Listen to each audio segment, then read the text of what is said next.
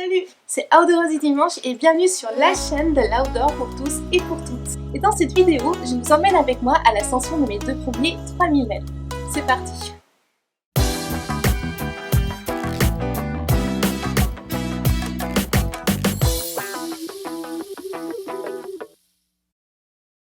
J'espère que vous allez bien. Sur cette chaîne, vous trouverez mes expériences et mes découvertes en matière de montagne. Petit disclaimer, si vous voulez vous lancer, bien sûr, contactez des professionnels. Aujourd'hui, je vous emmène avec moi à l'ascension de mes deux premiers 3000 mètres, qui sont l'Aiguille du Tour et la Petite Fourche.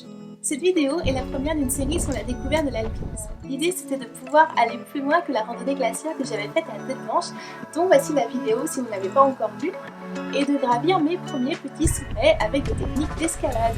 Là, on pourra vraiment parler d'alpinisme au sens initial du terme. Les deux sommets en question étaient gravés dans les années 1800, 1864 pour l'Aiguille du Tour et 1876 pour la Petite Fourche. Et sur l'image qui s'affiche, vous pouvez voir que par un refuge qui s'appelle Albert Ier, qui est situé en bas à gauche. Un peu plus haut à gauche, vous avez la fameuse Aiguille du Tour. Et puis, si vous allez un peu plus à droite, vous allez trouver la Petite Fourche. Le départ se fait du village du Tour dans la vallée de Chamonix. Mais l'ascension serait trop longue depuis le village, donc on la coupe avec une ligne au refuge Albert Ier, qui est situé à 2700 mètres d'altitude. Donc les deux sorties dont on part, j'en ai fait une en juillet 2021. Voilà, il neige, il fait froid. Nous sommes au mois de juillet. Et l'autre en août 2021. Ce sont des niveaux faciles. Alors quand je dis facile c'est une cotation alpiniste, mais ça ne veut pas dire que c'est facile pour autant dans la vraie vie. On parle ici de sorties qui ont duré entre 6 et 7 heures de marche. On était une cordée de 3 sur l'Aiguille du Tour et une cordée de 2 sur la Petite Fourche. Le refuge Albert Ier, comme son nom l'indique, est un refuge. Et qu'est-ce qu'un refuge? Eh bien, c'est comme une auberge de jeunesse en montagne, avec beaucoup plus de vieux, et sans douche commune, parce qu'en fait, il n'y a juste pas de douche. On dort dans des dortoirs, le dîner est servi à 18h, et le petit déjeuner vers 2h du matin. Ensuite, à 3h ou 4h du matin. Avant de partir à l'Aiguille du Tour à 2h du matin, j'étais tellement stressée que j'avais les mains qui tremblaient et j'ai cassé une botte. À l'Aiguille du Tour, on va suivre le parcours suivant.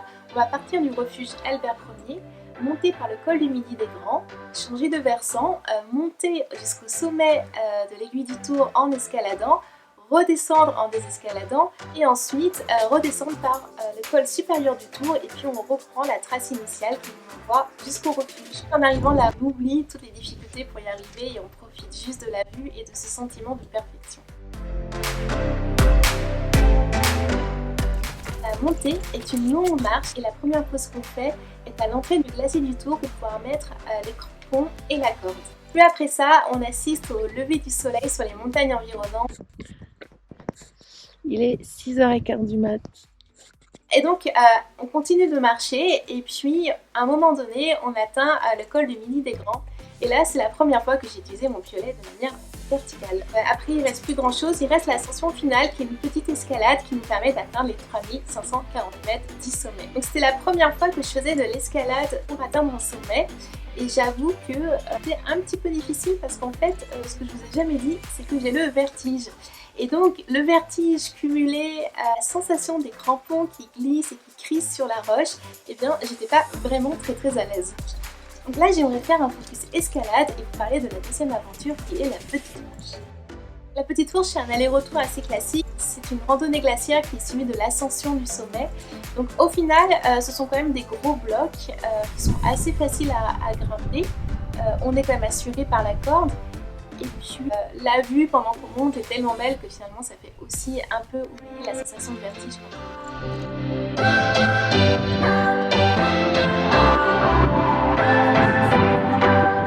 What's your story?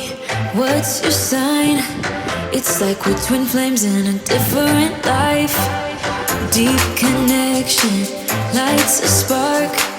It's like you know me in the depths of my heart. We're dreamers. Don't care what other people say.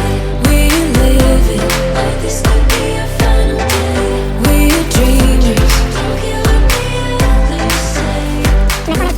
Ce qu'il faut retenir de tout ça, c'est que l'alpinisme est un mélange entre de la randonnée glaciaire d'un côté et de l'autre, bien sûr, de l'ascension des sommets qui implique du matériel particulier comme des cordes, des crampons, charbon, etc. C'est une expérience qui est quasiment méditative, vous sortez transformé.